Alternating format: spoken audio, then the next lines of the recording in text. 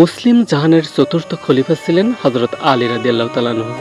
তার পিতা আবু তালিব ছিলেন আব্দুল মুত্তালিব ইবনে হাশিমের পুত্র। আলী রাদিয়াল্লাহু তাআলা আনহু এর ডাকনাম ছিল আবু তুরাব। তার মায়ের নাম ফাতেমা বিনতে আসাদ ইবনে হাশিম। হযরত খাদিজা রাদিয়াল্লাহু তাআলা আনহা এর পরে তিনিই সর্বপ্রথম ইসলাম গ্রহণ করেন। আবু যর রাদিয়াল্লাহু তাআলা আনহু, হযরত মিকদাদ রাদিয়াল্লাহু তাআলা আনহু এবং আবু সাঈদ আল খুদরি রাদিয়াল্লাহু তাআলা আনহু প্রমুখের সাহাবীর মতে বুরাইদা ইবনে হুসায়ব রাদিয়াল্লাহু তাআলা আনহু অথবা হযরত আলী রাদিয়াল্লাহু তাআলা আনহু হলেন দ্বিতীয় মুসলিম। মুহাম্মদ সাল্লাল্লাহু আলাইহি সাল্লাম যে 10 জনকে জান্নাতে প্রবেশ লাভ করবেন বলে সুস্পষ্টভাবে সুসংবাদ প্রদান করেছেন, তিনি তাদের মধ্যে অন্যতম। হযরত উমর রাদিয়াল্লাহু তাআলা আনহু কর্তৃক তার মৃত্যুসজ্জায় মনোনীত 6 জন নির্বাচকের মধ্যে তিনি ছিলেন অন্যতম। হযরত আলী রাদিয়াল্লাহু তাআলা আনহু এর বয়স তখন ছিল প্রায় 22 বছর। আল্লাহ তাআলার নির্দেশে হযরত মুহাম্মদ সাল্লাল্লাহু আলাইহি সাল্লাম ইয়াসরিবে হিজরত করার সময় শেষ রাতে শত্রুদের চোখের সামনে দিয়ে নিরাপদে গৃহত্যাগ করলেন। যাওয়ার সময় হযরত আলী রাদিয়াল্লাহু তাআলা আনহুকে আমানতের গচ্ছিত সম্পদ প্রদানের দায়িত্ব দিয়ে গেলেন। সকালে শত্রুপক্ষ দেখল রাসূল সাল্লাল্লাহু আলাইহি সাল্লামের বিছানা ছেড়ে হযরত আলী রাদিয়াল্লাহু তাআলা আনহু নিশ্চিন্ত মনে শুয়ে আছেন। হিজরতের দ্বিতীয় বর্ষে হযরত আলী রাদিয়াল্লাহু তাআলা আনহু এর সাথে রাসূল সাল্লাল্লাহু আলাইহি সাল্লামের প্রিয় কন্যা হযরত ফাতেমা রাদিয়াল্লাহু তাআলা আনহু এর বিয়ে সম্পন্ন হয়। বিয়ের সময় হযরত ফাতেমা রাদিয়াল্লাহু তাআলা আনহু এর বয়স ছিল 14 বছর এবং হযরত আলী রাদিয়াল্লাহু তাআলা আনহু এর বয়স ছিল 22 বছর। তিনি বদর, উহুদ ও খন্দক এর যুদ্ধে যোগদান করেন এবং তাবুক ছাড়া অন্য সমস্ত অভিযানে নবীজি সাল্লাল্লাহু আলাইহি সাল্লামের সঙ্গে গমন করেন। তাবুক অভিযানের সময় নবীজি সাল্লাল্লাহু আলাইহি সাল্লামের অনুপস্থিতিতে তার পরিবারবর্গের তত্ত্বাবধান এবং মদিনার শাসনভার তার উপর ন্যস্ত ছিল। উহুদের যুদ্ধে তিনি 16টি আঘাতপ্রাপ্ত হন। তাহার প্রচণ্ড আক্রমণে খায়বারের দুর্গ কামুস দুর্গের পতন ঘটে। নবীজি সাল্লাল্লাহু আলাইহি সাল্লামের উপর নবম সূরা আত-তাওবা অবতীর্ণ হওয়ার অল্প পরে উহার প্রথম 13টি আয়াত হজের সময় মিনা প্রান্তরে সর্বসমক্ষে ঘোষণা করার জন্য মুহাম্মদ সাল্লাল্লাহু আলাইহি সাল্লাম তাকে প্রেরণ করেন। 10ম হিজরি মোতাবেক 631 সনে আলী রাদিয়াল্লাহু তাআলা আনহু ইয়ামেনে এ প্রচার সফরে গমন করেন।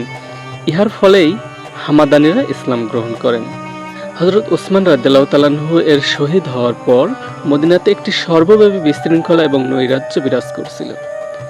5 দিন যাবৎ রাজনৈতিক ডামাডোলের পর মিশরীয় বিদ্রোহদের নেতা ইবনে সাবা হযরত আলী রাদিয়াল্লাহু তাআলা আনহু এর পক্ষে এই বলে রায় দেন যে তিনি একমাত্র খলিফা হওয়ার অধিকারী, কারণ মুহাম্মদ সাল্লাল্লাহু আলাইহি সাল্লাম তার সপক্ষে একটি ওসিয়ত করেছিলেন।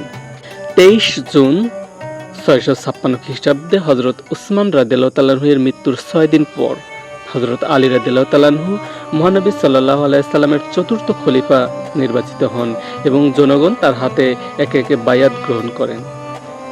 খেলাফতের নির্বাচনের পরপরই তিনি ইসলামী রাষ্ট্রের রাজধানী মদিনা থেকে ইরাকের কুফায় সরিয়ে নেন, যা ছিল অধিকতর কেন্দ্রীয় একটি স্থান। তার নির্বাচনের পরপরই তিনি জনগণের, বিশেষ করে মুহাম্মদ সাল্লাল্লাহু আলাইহি সাল্লামের প্রভাবশালী সাহাবী যেমন হযরত তালহা, হযরত জুবাইর রাদিয়াল্লাহু আনহুম এর উত্থাপিত হযরত উসমান রাদিয়াল্লাহু তাআলা আনহু এর হত্যাকারীদের যথাশীঘ্র শাস্তির জনপ্রিয় দাবির সম্মুখীন হন। মুসলমানরা ইসলামী ভ্রাতৃত্বের কথা বিস্মৃত হয়ে প্রতিশোধ পরায়ণ ও একে অন্যকে হত্যার নেশায় মেতে ওঠে। ফলে 656 খ্রিস্টাব্দে উষ্ঠের যুদ্ধ ও 657 খ্রিস্টাব্দে সিফিনের যুদ্ধ অনুষ্ঠিত হয়। গৃহযুদ্ধে রাসূল সাল্লাল্লাহু আলাইহি সাল্লাম কর্তৃক প্রত্যায়িত তালহা, জুবাইর ও অনেক বয়োবৃদ্ধ সাহাবা সহ লক্ষাধিক মুসলমান নিহত হন। কার্যত ইসলামী খেলাফত অত্যন্ত দ্রুত অন্তিম সময়ের দিকে এগিয়ে যেতে থাকে। সিফিনের যুদ্ধের পর দুমাতুল জান্দালে ইসলামী খেলাফতের ভবিষ্যৎ নির্ধারণের বৈঠককালে 12,000 সৈন্যের একটি শক্তিশালী বাহিনী খলিফার পক্ষ ত্যাগ করে। ইসলামে খারেজি নামে উগ্রপন্থী সম্প্রদায়ের উদ্ভব তাদের থেকেই শুরু হয়। খারেজি সম্প্রদায় মুসলিম মিল্লাতের জাতীয় শত্রু হিসাবে হযরত আলী রাদিয়াল্লাহু তাআলা আনহু, মুয়াবিয়া ও আমর ইবনে আসকে চিহ্নিত করে এবং তাদের একই দিনে ও অভিন্ন সময়ে হত্যার সিদ্ধান্ত গ্রহণ করে। আসন্ন মাহে রমজানের 15 তারিখ ফজরের নামাজের সময় আক্রমণ পরিচালনার সময় নির্ধারিত হয়। আততায়ীরা নির্দিষ্ট সময়ে বয়োবৃদ্ধ তিন তিন সাহাবীর উপরে হামলা করে। সৌভাগ্যক্রমে আমর ইবনুল আস অসুস্থতার কারণে সেদিন মসজিদেই যায়নি। মুয়াবিয়া আততায়ীর আক্রমণে সামান্য আহত হলেও বেঁচে যান, কিন্তু দুর্ভাগ্যবশত হযরত আলী রাদিয়াল্লাহু তাআলা আনহু 661 খ্রিস্টাব্দের 24শে জানুয়ারি শাহাদাত বরণ করেন। তার বয়স হয়েছিল 63 বছর। হযরত হাসান ইবনে আলী রাদিয়াল্লাহু তাআলা আনহু তার জানাজার ইমামতি করেন এবং কুফা জামে মসজিদের পাশেই তাকে দাফন করা হয়। সরলতা ও আত্মত্যাগের প্রতীক ছিলেন হযরত আলী রাদিয়াল্লাহু তাআলা আনহু। মুসলিম জাহানের খলিফা হয়েও নিজ হাতে তাকে ও ফাতেমাকে কাজ করতে হতো। দাসদাসী কোনো দিনই তার ঘরে ছিল না।